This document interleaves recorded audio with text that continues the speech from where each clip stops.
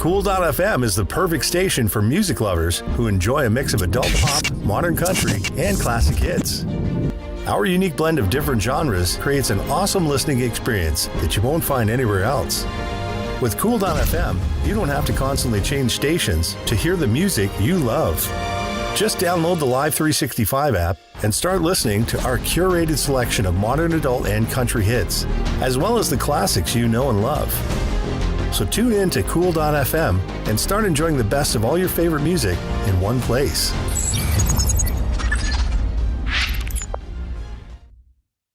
Hi, I'm Travis Gibb, creator and writer of Coins of Judas, Voodoo Nations, Granite State Punk, Cthulhu Invades, all sorts of stuff. And you are watching and listening to Two Geeks Talking. Good morning, afternoon, evening, everyone. Two Geeks Talking is an entertainment industry interview show where we interview the creative people from the comic, film, TV, movie, and video game industries. And of course, I'm your host, Kurt Sasso. We are joined today with a very talented and creative person. I've seen his work on Coins of Judas, as well as Granite State Punk, and I got to read both comics, and they are so incredible and so amazing. So we have so much to dive into, but we're joined by the ever-talented Travis Gibb. How are you doing today? I am well. I've got some sick kids, so our whole house is a little sick, but it's part of parenting, you know? For those that don't know anything about yourself as a creative person, tell us who you are and what you're bringing to Two Geeks Talking. So my name is Travis Gibb. I've been working in comics since 2003, but in the last 5 years, I've really taken to the next level. I've raised almost $200,000 on Kickstarter, doing lots and lots of books. And then this year has been really exciting for 2023. We've jumped into the direct market with both Coins of Judas and Granite State Punk. So we have two different publishers producing those books. I'm most known for a book called Broke Down in Four Dead Bodies, or if you like my anthologies, Cthulhu Invades. The genre of Coins of Judas is what? So for Coins of Judas, I consider it superhero.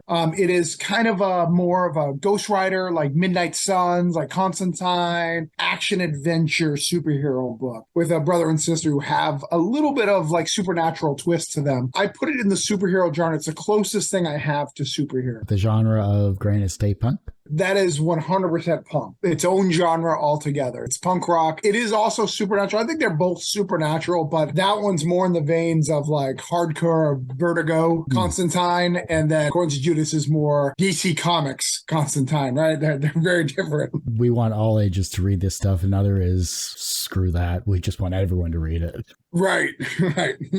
What is the most misunderstood aspect about the supernatural genre then that people may not understand about it? I think that when you talk about supernatural comics, they tend to have low shelf space, meaning they don't last forever, right? Ghost Rider's been rebooted a whole bunch of times. Constantine, Zatanna, Dr. Fate, Doctor Strange, they always get rebooted. I think the problem is I think people think it's stale. I think that that's not true at all. I think that there's a lot of things in that realm that work really well, and people love it. I mean, think about the biggest show on TVs are always things that have a supernatural element. Like right now, Last of Us is really popular. It's got the zombie Walking Dead before that. Or, I mean, how many seasons was Supernatural? 78? I don't know. Like it's some sort of ridiculous number. And I always tend to draw on that. Specifically for Coins of Judas, I am a pastor. I don't practice on the regular. I don't have a church or anything like that, but I consider myself a marketplace minister, which I know this may really shock you, Kurt, because you read Granite State Punk, and someone who claims to be a pastor should not have written Granite State Punk. Like I said, I'm not great at it. Taking like some of the biblical elements and kind of mixing it in and adding demons, it's a lot of fun. It's very enjoyable. Well, I mean, some people prey to the masses, other people prey on comic books, and I'm glad that you're blending the two genres, because if you didn't tell me you were a pastor, I would not have thought of that whatsoever, like in my top 5 about you, like in a right. Like, what was a time when you were creating both of these books that you overcame a creative issue that you just couldn't quite see through? This is going to sound like a cop-out, but these two particular books, I didn't have either of that. Coins of Judas was, the origin story of Coins of Judas is it was sent in as a book for Mad Cave Studios. They have a book called Wolvenheart. They have like a talent contest, and I submitted it and I didn't get accepted. And then I rewrote it because I really liked the story and sent it into Band of Bards. They also didn't accept it for their anthology, but they sent me an email saying, we want the whole series. Can we get this as a series? And that's how that came about. So I kind of rewrote it. And then for Granite State Punk, my grandmother passed away and she left me a decent sum of money, and it was the first time that I could pick the artist that I wanted, right? When you're early on in indie comics, you can buy who you can afford, right? Like, it's just reality. So I'm not saying they're good or bad. It's the best I can afford. Where in this situation, I didn't have those restraints. So I picked exactly who I felt would be the best pick for that project. I didn't have to spare any expense, and I think it paid off. And when I was writing it, I was actually writing a very different story, but I set it in my hometown and with my grandmother dying and, me being from New Hampshire, it became this whole thing. It kind of spewed itself out to being something different. You can feel that I voice my frustrations with the world in that book and my frustration, but also this counter to it of how much I love the state of New Hampshire at the same time, right? Like, I hate it, but I love it. I've been very clear in, past interviews and stuff, people know me. I come from a drug and alcohol family. My parents were drug addicts, and I had come from a very broken home. And I'm trying to reconcile that in the last little bit of my life. I have a 4-year-old son. I was going to be done with New Hampshire because they all died before my son was born. Now that I have a kid, I have to bring them to where I grew up. I have to show them. So I have to find this new love for it. And Granite State Punk was the first of building that new relationship with the state and of my home birth. A lot of people think that when you create a comic, it's not creative, like especially those that aren't in the weeds in the industry type deal. They'll look at it as a picture book, etc. With all the struggles that you've gone through, not only in your life, but also creatively, getting these two stories out was more of a therapeutic endeavor than anything. Yeah, 100%. Yeah. Granite State Punk is a very therapeutic. It is the closest to like the voices in my head. If you read Granite State Punk, like, you think it's very heavy punk rock. It's actually not. We don't actually talk that much about music until the end, but it's the state of mind of somebody who's in the punk rock scene, right? They all want to solve the world's problems, and they all have the answer of how to solve all the world's problems, but they don't want to do a damn thing about it. I love it. I love talking to punk rock people because they're so profound and so educated, but they don't want to fix shit.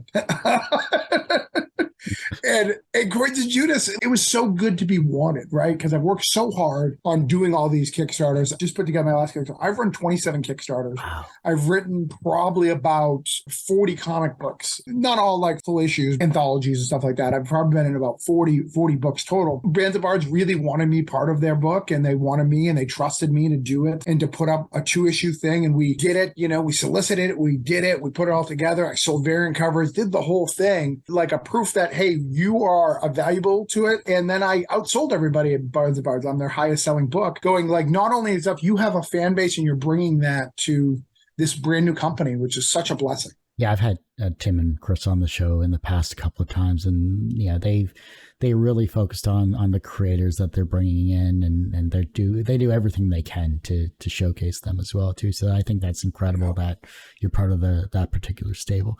Speaking of Band of Bards, and we'll talk about Scout Comics as well too. Sure. And of course we'll talk about your artists as well, because you have to give props to them as well, obviously. Yeah. Band of Bards, how did they support you, not only in selecting your books, but how did they support you as a publisher? Band of Bards and I have a unique relationship. They hit the scene very, very strong. And I consider myself like the police of the scene sometimes. And I literally messaged them after they were like collecting names and like doing this stuff. I was like, who are you? Like, what are you doing? What's your goal? What's your intent of it? I met them like probably a year prior to them even publishing their first book, and kind of just like picked their brains, was like, hey man, if you guys are going to be on here, like, let's figure out your vibe. And we talked, and we seemed to work well together. I didn't think much of the company, not as a negative thing. Like, my sights were at bigger things, at like, Scout, Source Point, and Mad Cave. And so Band of Bards, but I just like them. So when they did an anthology, I was like, you know what? Why don't I throw my name into this anthology to help them get to the next level? They bring in some of my fan base, and, that can help them out. And, they saw that as an opportunity of, hey, can we work with Travis? What can we do? And that's why we came to a 2-issue series and trying to figure that out. And they were so supportive of doing it and trusting me, which is really, really good. Trusting that I could get it done, because all we did, we had a pitch. I said, hey, I could do this story at the minimum 2 issues. Can you afford 2 issues? They said yes, and putting it, and then allowing me to kind of figure it out. I was like, hey, I'd like to sell variant covers. This is their Bard Shop exclusive. can we do variant covers and what does that look like? And they were like, we've never done it. We don't know how to do that. So I took the reins. We sat together and we came up with a budget that would work for them. And with 9 variant covers from various stores around the world for Coins of Judas #1, 2 more for issue 2, which is really good. And let me tell you why that's so good, Kurt. When we go to Diamond, there's about $1 that comes back from Diamond, or actually closer to 90 cents that's split between Band of Bards and my creative team. 90 cents. That's not a lot of money per issue. When we do a variant cover, it's $3. Now we're talking, right? So that helps us and it helps them grow and get some money and capital to help invest in other people. It also helps me feel that this is worth it so I can pay my team to do the next one. And it really helps our partnership really well. They've been such a blessing to let me work with them and teach them what I'm good at, as well as allowing them to do what they're good at. And how about Scout Comics? How did that come about? And they've been really cropping up recently a lot, which is incredible to see. I love that. Yeah, so this is a wild story. Scout Comics, so this year, had a little side project called Black Caravan. So Black Caravan's the one who produces Electric Black, Phantom Starkiller, Swamp Dogs, and a whole bunch of other comics. So it was a separate imprint within Scout. It was run by Joseph Svelke and Rich Woodall, both great, amazing creators. They really liked Granite State Punk. I had submitted it to them even before I launched the Kickstarter. I had submitted, hey, I want to do this book. Here's the first 5 pages. Are you interested? They're like, we're extremely interested. We need to read the whole thing, but that art and what you're trying to tell is really, really good. And they're New England based. Like those 2 guys are New England based. So they accepted it and got it brought into Scout. Since then, they separated with Scout and I had already signed the contract with Scout and I had the option to leave, but I was like, you know what? Let's go with Scout Comics. Let's try it out. And it's been very beneficial to be able to do it. Granite State Punk was a Kickstarter comic first, and now it's going in direct market coming out March 29th. You have a campaign currently? I said it was a Kickstarter campaign. I do have a campaign going as well, but it's not for Granite State Punk. Oh, okay. Kurt, I'm like the Hulk. My secret weapon is I always have a campaign. And you don't have any baggage that Sean Penn had. You mentioned about your art team and your team in general as well. Who is the team that worked with you? So I have a different artist team for both. The back end team, so my letterer and my editor are the same. So my editor is my wife, and a fellow Canadian, Jerome Gagnon, is the letterer for all my books. I can't do anything without him. He produces, puts it all together, and he is the best. And it's probably because he's Canadian, I assume, Kurt. We have MegaCon at the end of the month. He's actually flying down to MegaCon. We're going to meet in person for the first time. I'm super excited about it. We'll go over Granite State Punk first because he's coming as well. Patrick Brumeyer, he's coming. He's from Ohio. He's coming down. He does the art and he does the full color for Granite State Punk. So he does the full thing. And he does a lot of the covers. He's a great creator, wonderful guy, and one of the few people, because I've been doing this a long time, as we discussed, where I'll go, I don't think this is right, Patrick. And I'll give this long paragraph. Hey, this is why it's not right. We need to change this panel. And he'll jump on the phone with me. And by the end of the conversation, I realize his genius every time. I'm always wrong. I have not been right once. We've done 2 issues of Granite State Punk. Both times I've said something that I felt very strongly about. And he's like, here is why this is the best way to do it. And I'm like, damn it. Why do you got to be right? For Coins of Judas, we have Tyler Carpenter. So Tyler Carpenter has worked with me a little bit over the years. In fact, he is not someone I would have picked for any project. And I don't say that as a negative. I love him. I love his art style, but it's manga. Kurt, I have a secret. I don't like manga. Don't like it. I never understood it. I don't get it. I've tried. My daughter, who's 21 years old, loves manga. I have every Western comic. To the right of me, behind these bookshelves, is stacks and stacks of books that I've been collecting since I was 12 years old that my daughter could read. I literally can anything Marvel. I have every major Marvel storyline in there. But no, she has to read manga. Tyler is a good guy, so I like him. I like working with him. He did a small piece in Cthulhu Invades Oz. He did a small backup piece for Brokedown. He always wants to work on small projects with me, so I submitted him to the anthology that Band of Bards is doing, the Tales from the Static. They liked it, so we just signed him on. So we did kind of a manga-ish book. Coins of Judas has a manga feel to it. It's been such a learning curve because, like the red and whites in it, gotta be honest, guys, not my biggest fan, but everyone in my team, they love it. Tyler's like, oh, that's the way we should go. Roland, who the guy who colors it. No, this is the way it needs to be. Jerome, my wife, they all love it. It's such a more collaborative effort to go, hey, I'm just going to write a story. I'm going to write it the best I can and trying to go to the strengths of the creator. So go to the strengths of the manga vibe, but write it in the Western style. So it's been so awesome to kind of put all that together. And Tyler, I mean, he just wrapped up a Kickstarter yesterday for Girl with the Mega Fist, $14,000. When it comes to comics, we're definitely in similar circles as well too. And Tyler was on the show last year. Oh, okay. Just his ability to create and to talk and to be engaging about his passion of comics, like what you are here.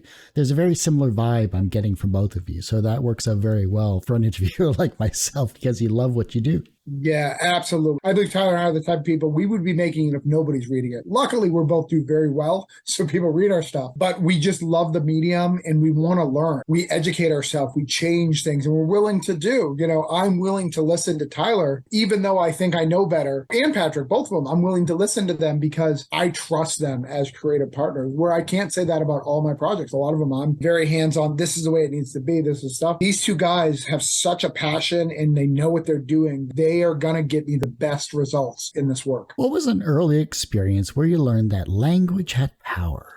Oh, Kurt, I have always learned that. So as a child, I realized that I was a marketer and I could talk to people and I could convince people. I am horrible at grammar. Probably something you don't want to hear from a writer, but I am horrible at grammar. Luckily, I have editors. So when I was growing up, I would just write more than anybody else. I always had something to say, so I would write more. So if someone said, hey, do a 2-paragraph essay about the subject, I would bring in 4 pages. And then I would convince my teacher that I did more work than somebody. Sure, my grammar is not great, but I did more work than the other guy. Why are you punishing? And I would get better grades. When I used to get in trouble in school, because of my background, I'm rough around the edges because of that. And my values came from comic books, Kurt. So I learned my right and wrongs not from my parents, but from the Marvel superheroes that I was reading them. So I would be like going into homeroom, hey, what? Billy broke up with Sally, F Billy, and I would fight Billy in the afternoon. Now, Billy and Sally could have broke up for any amount of reasons that I'm not aware of, but that girl cried, so therefore he's the bad guy. I would get in these fights that I really had nothing to do with. But I learned, because I did do actually bad things too, that if you always told the truth when you went to the office, so every time I would get in trouble, I would tell the truth, exactly what happened, everything. But if I'd ever do something really bad, I would flip the script and just lie tremendously. And I would get away with it because I told the truth every other time. So when I did something big, I was like, so this is what I learned. Always tell the small things, get yourself the slap on the wrist, the Ansco's measurement. When you do that really bad thing, you lie because all that goodwill you can use. Probably not the best advice. I wouldn't give that advice to my kids, but that's where I learned the power of voice and conversation. Those 2 skill sets have got me. My primary job is a salesman. I sell every day. I sell web design. I own a web design company and I sell websites. And I'm telling people stories, just like I am in comics. I take whatever product they're selling and I tell a story. Right now, I'm doing a comic book website. I'm doing a lawyer website and a dentist website. Very, very different stuff, but I'm just telling their story and putting it on the web. No different than me putting together a story for a comic. Everyone usually asks, what's the wisest piece of advice or what's the most bullshit piece of advice you've ever received? But what is the second wisest piece of advice that you've received that has stuck with you in your varying careers? So one of the pieces of advice, probably the second best piece of advice I've ever got was I was broke once, literally overdrawn my account. A friend of mine who was a pastor, he said, you know what? Let's make some calls. We could fix this and get you in the positive right now. But does that solve the problem a month from now? Or 2 months from now, or 3 months from now? And that really stuck with me. And it really changed my whole mind of thinking. Because of the way I grew up, I've always lived in survival mode, right? Just survive to the next day, survive to the next thing. And when I learned that lesson, I was like, you know what? I need to plan for a month out or 2 months out so this doesn't happen. What kind of steps can I take now to prevent that? Because I think so many people are always in crisis. You see these people who are in crisis mode all the time. It's because they're just trying to solve the current problem and they're not thinking about the big stem of the problem. And I've been able to take that and be better at, hey, how do I market my comic? How do I do this? So I'm always thinking several steps ahead. Where do I want to go and where do I need to go today? They're 2 different answers where someone's just trying to get the next thing out, trying to do the next thing, where I'm thinking so much far ahead. I think I've benefited from it tremendously. How do you think the birth of creativity was formed? Because I'm a Christian, because of Adam. I mean, I think it was biblically, Adam was created. He was like, hey, I'm going to create you. And he's like, go name shit. Like, literally, like from creation, that is the case. It's all been told in parables and stories. Like, it's just been there. And everybody, every ruler, every stuff, it's because they could tell a story and convince people to follow them. It's always been that way. It's all storytelling. It's all creation. It's all doing amazing things. And some of it's fascinating when we create it, like running water. Like, who looked at the spring is like, dude, I could make our poop go through pipes. Like, it's amazing, right? We as people are so innovative, right? We're like, that animal, like, should we eat it? Like, or before we eat it, should we milk it? Like, should we milk it for like making all these crazy, hey, let's eat all these mushrooms. Oh, Billy died. Let's not eat that one again. Like, hey, this grapes have been sitting around for a bit. What do you think we should do with that? Just drink it. It's fine. Like, it's clearly bad. Like, there's mold on. No, I think we should just, dude, this stuff is awesome. The way we've come up with things is amazing. That's why there has to be some sort of divine intervention, because I don't believe humans are that stupid. I think somebody had to be like, dude, just wait. It's going to be awesome. Give those grapes a month and you're going to knock your socks off. It's the best selling point for wine, right? The longer you don't drink it, the better it's going to taste. What? Like, it's the best marketing ploy ever. Here, if you want to drink one, drink this one that I've had waiting longer. Like, switch it out. Keep that one. Like, we have always been creative, like from conception. I just think now we don't value it as much as we used to, because before the creative and innovators were life or death. What challenges do comic creators face in today's society that maybe people in the industry don't understand? So there's three things. So one, everyone's goal is different. Some people's goal is to just get their book out there and they don't care how many people read it.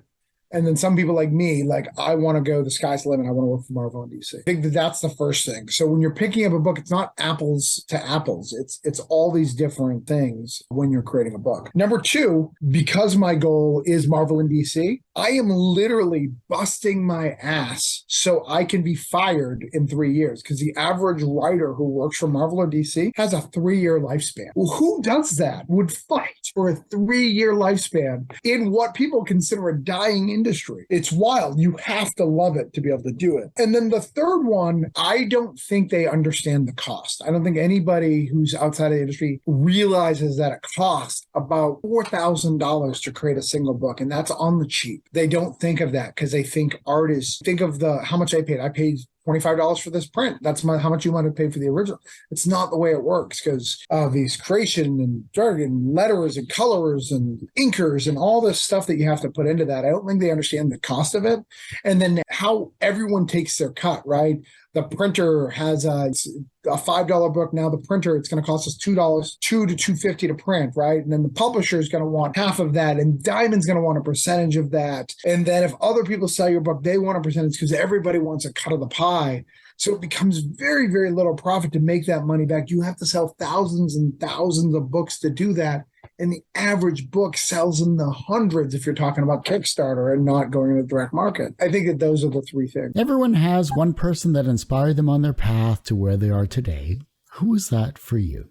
Jim Steinman. So Jim Steinman is the writer of Meatloaf's music. Everyone loves music, but when I listen to Meatloaf and those 9-minute ballads and stuff, I was always fascinated that I'm getting a story. So the reason why they're so long is because he's telling a story in those parts. And the fact that you could do that in music, it was so inspiring to me. And then he really spoke to my heart, when I was a teenager, because all the songs about love, or like rebelling against the system, or not knowing your place and trying to figure out your way. So he really inspired me to be a creative. And as I studied him and learned more about his history and what he was trying to do and how he's creating music, it was such a wonderful man to learn all these wonderful talents. His desire to just tell this one tale. So he wanted to tell a futuristic version of Peter Pan.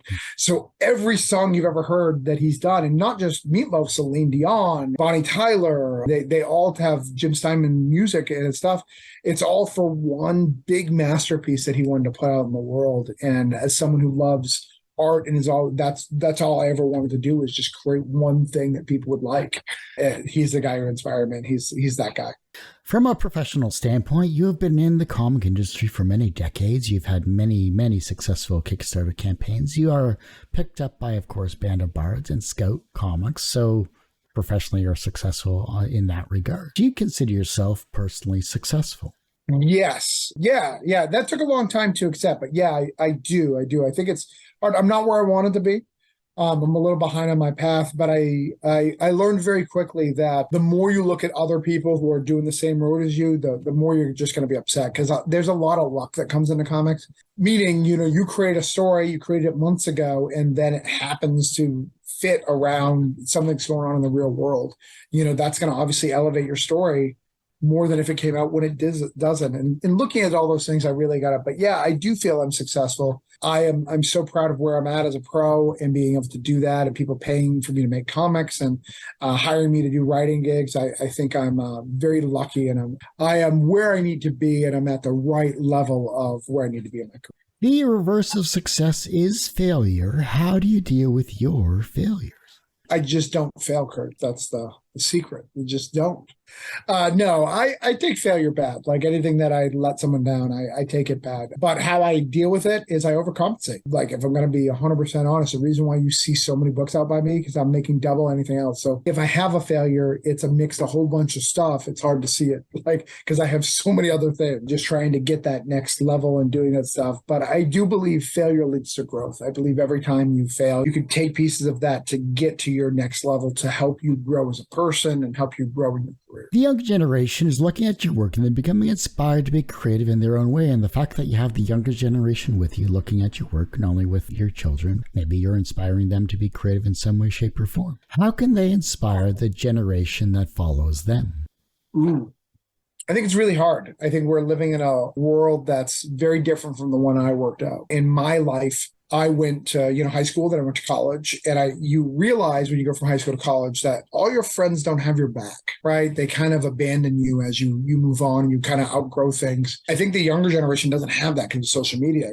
Your grammar school friends can be your friends all through your life. And I think that gives a false narrative to the next generation, because they believe everybody has their back. And when you find that you don't, to offset that, I think the next generation is going to have to be more challenging, say things. I think that, we look at the show The Office. Lots of young kids are liking it because it says things that can't be said on TV and they're not being canceled. Why is that? I think they're going to have to take those risks to say something and risk that you may get canceled. You may be the guy who doesn't make it, but your voice matters, and trying to find that voice. And if you get lucky and that voice is not something that needs to be canceled for whatever reason, and it has something beautiful and something to say that needs to be heard, people are going to rush to that and take that to the next level. That's my advice to the next generation: is say your truth, speak your truths, because as long as you're speaking truth, it's going to turn out okay. And lie when something really bad happens. If you take anything from this interview, yes. If your life was a comic book or a movie or series, what would its title be, and what would its soundtrack be? If my life was a comic book, it would probably be called A Series of Bad Choices. Of bad decisions. And not like I have never been a drug addict or anything but I'm always willing to go down and make a bad choice and then stick to it until I realize that, like, you need to change. I have very serious segments of my life. But the soundtrack would probably be the second Fun album with We Are Young, Carry On. There's a lot of uphill battles. There's a lot of like depression, emo songs in that, but there's a lot of hope, because one of the things that makes me unique as a person is I love people and things. So I hold on to people, and I love people, and I lift people up every day of my life. Even when I'm making bad choices, I am lifting people up and I'm teaching people those choices. So I think that those would be my two things. Very much like Peter Parker, right? I am doing this thing that I think is amazing and helping everybody, and I fail to realize what's important. So then I'll switch the thing and go, this is the thing that's important. Aunt May, Mary Jane. Oh crap, Dr. Octopus is running rampant. And that balance is never right for me. I can never find that balance. So I really relate to Spider-Man in that aspect, and that's how my life goes too. Whatever my focus is, the other one needs to be at. I can't find my life in balance. It's a teeter-totter. Well, I hate to say this, Travis, but that ends this particular episode of Two Geeks Talking. I want to thank you so much for coming on the show. Well, thanks for having me. It was such a great time. I've watched a few episodes of your show. I think you do a great job. Thank you. I think you're very impactful to the community. I think you do some great work, and I think that people appreciate you and your impact in the community. I don't think podcasters get enough credit for what they do. Well, I appreciate it. So you're definitely welcome back on the show anytime. So, Well, thanks. Not just because you said that. Before I let you go, where can we find you? How can we support you? Of course, where can we find Coins of Judas and, of course, Granite State Punk? So Archcomb Productions, where you can find me, that's where you can buy all of our comic books. But if you want to specifically help Band of Bards or help Scout, you can buy Granite State Punk at scout.com, or you can buy at bandofbards.com. You can buy Coins of Judas 1 and 2. Coins of Judas just finished up, so you may be able to even find it at your comic store if you ask them. Granite State Punk, if you haven't ordered it, you can order it at your local comic store. It comes out at the end of the month, March 29th. Go ahead and ask them. They should be able to get it from Diamond. It is past final cutoff orders. Diamond orders a few extras, so you can be able to pick it up. That's how you can find it. I do have Twitter's, Instagram, and all that, but the best place if you want to interact with me on the regular, go to travisgibb.substack.com. I have a Substack where I post weekly about what's going on, what comics, and then we invite you to Discord and we talk and we just hang out. Well, like I said, that ends this particular episode of Two Geeks Talking. You can, of course, find this interview and 1,000 plus others literally on my website, tgtmedia.com or twogeekstalking.com. That's the word two, not the number two. Our YouTube channel is a lot more updated than our website, which is youtube.com/c/TGT